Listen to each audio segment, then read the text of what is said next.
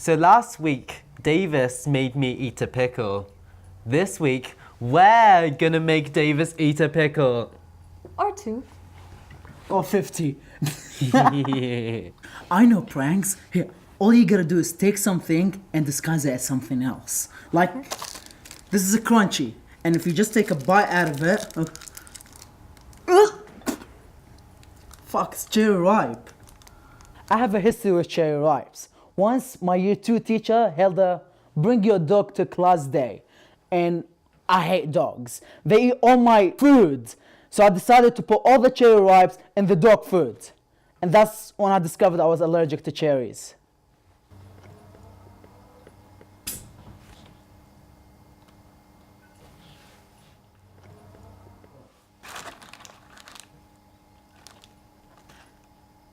Okay, so that didn't work. But what if we were to hide this slice of pickle in this innocent looking biscuit? Oh my god, yes.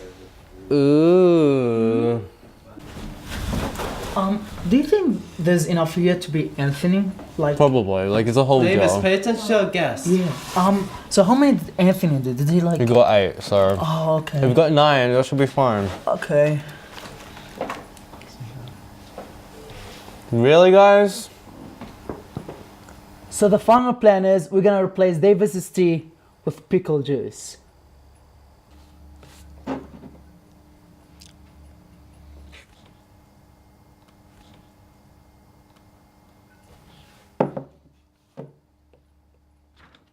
And what they haven't even noticed is that I don't even mind pickles, so joke's on them, I guess. It's the Davis and Dennis show with Davis Fang, Dennis Fang, Esmeralda Parrick, and guest Danny Sito.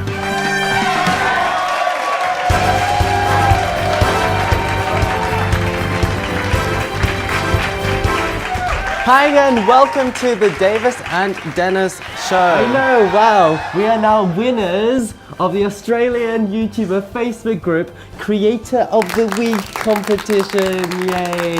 Oh, it sounds a lot less impressive when you say it out loud. Well, I take it over a streamy any day, wouldn't you? Sure, Davis. Anyway, on this week's show, we have the long-awaited return of Esmeralda on the internet news. Oh! Yeah. Wow. We have exciting stories on H3H3, Liza Koshy, and Alex Wassabi. All YouTubers who I don't watch. Yep, for writers of an internet news show, we are ridiculously out of touch. Out of touch though? I mean, I watch Leafy is here every single day. Every day! I'm sure you do. Well, on the second part of this episode that's coming out tomorrow, we have Danny Sito, a YouTuber and apparently Instagrammer now, who, how can I put this politely, who's trying to channel the style of Jake and Logan Paul in a distinctively Australian way. Let's see how he's doing in the green room, shall we?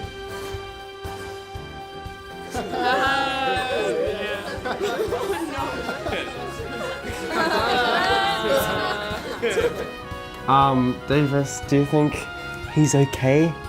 I mean, I don't think so. Dabbing hasn't been a thing for at least a year.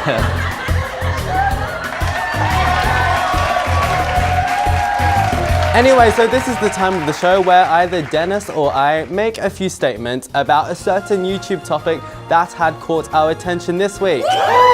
However, to be honest, after scrolling to the very bottom of my Twitter feed, yep, there is in fact a bottom of the feed, and yes, that really is how we find most of our stories. I couldn't find anything that I felt particularly passionate about. And so that brings me on to the 70th Emmy Awards that just happened earlier this week. Now, I'm not going to lie, Colin Jost and Michael Che, they're probably the two people who have single-handedly inspired this show the most. It was much to my dismay then that I discovered this morning that the internet didn't seem to share my enthusiasm for some reason.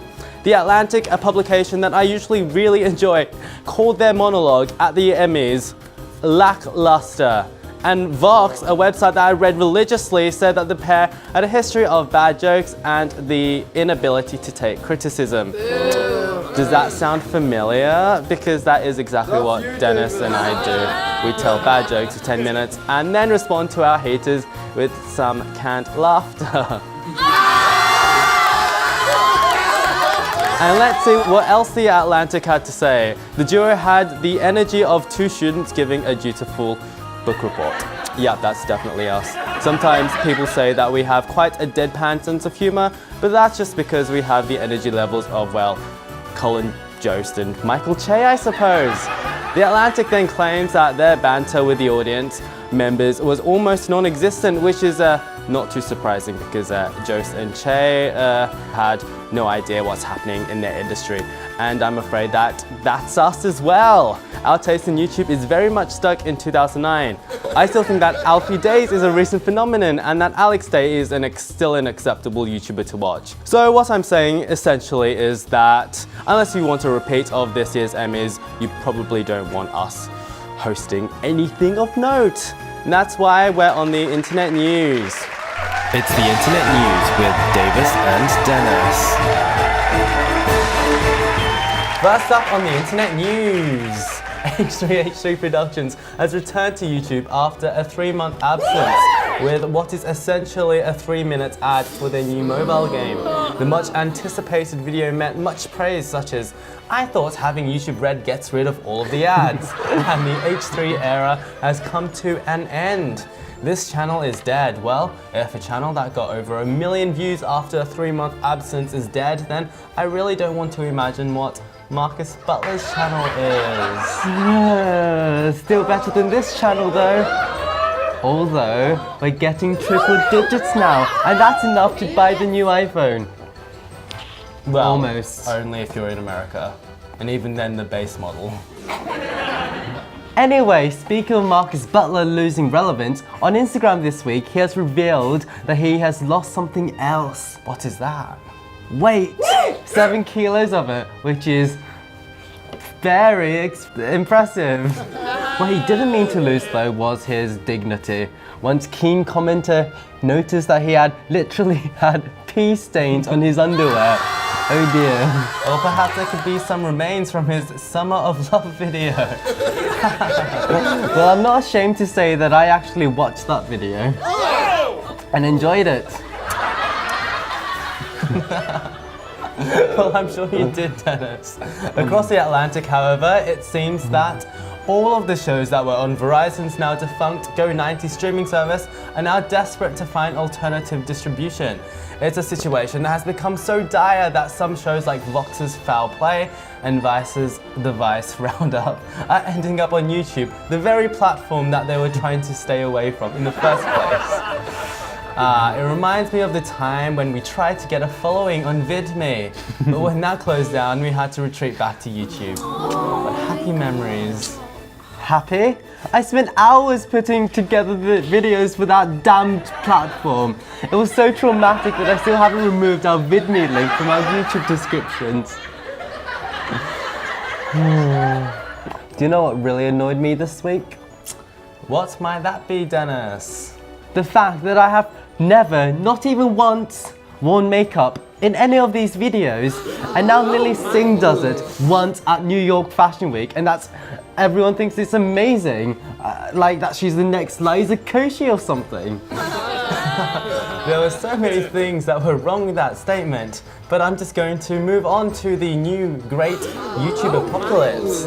They're introducing vertical ads on mobile. Next up, welcome to the most immersive film experience ever, IMAX Vertical. Don't laugh, because you know what would look great in IMAX Vertical though? Little Baby Bum, the 9th most viewed YouTube channel on Earth, of course, that has recently been acquired for approximately $10 million with viral hits like Wheels on the Bus nursery rhymes for babies. This is content that IMAX really needs. Indeed, but what you definitely won't be seeing on IMAX Vertical, I can confirm, unfortunately, is LaurDIY's and Alex Wassabi's relationship, as they have released a video called We Broke Up, where they announced that they broke up. Currently the video stands at 7 million views, so the question on everyone's minds is, will it beat Liza and David's breakup video that earlier this year amassed over 43 million views? My bet is that it won't. As relevant as Lauren and Alex have been on the platform, few people can match the immense stature in the YouTube world that Liza commands right now. Yeah, I can vouch for that. At VidCon, every time Liza entered the room, even the Instagram lounge, silence would immediately fall. But well, if you ignore all the rooms with fangirls, that is. And now our final story comes from Jeffree Star, who got a puppy, a Pomeranian, in fact. And to discuss this, let's invite back Esmeralda, our resident puppy expert. So Ez, what are your thoughts on Jeffree Star's new puppy? Does the puppy's name Da Vinci bring happy thoughts of Jesus and large sinking ships? Or does it remind you of the horrors of color grading 8-bit Canon 5D footage? Also, do you think that Da Vinci would settle down well with the other dogs? Diva, Diamond, Delicious, Daddy and Drama? Yep. Well, that was Esmeralda and the internet news.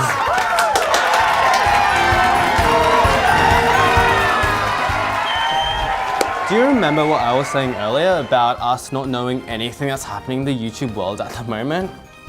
Speak for yourself, Davis. I definitely know who Tanya Montagu and Georgina Productions are. Thank you very much. Yep, well, I think that we've discovered someone who knows even less than us now. Anyway, on the second part of this week's episode, which is coming out tomorrow night, we have Danny Sito, an up-and-coming YouTuber who's bringing a taste of the Paul brothers to a Western Sydney environment. Let's see how he's doing in the green room, shall we?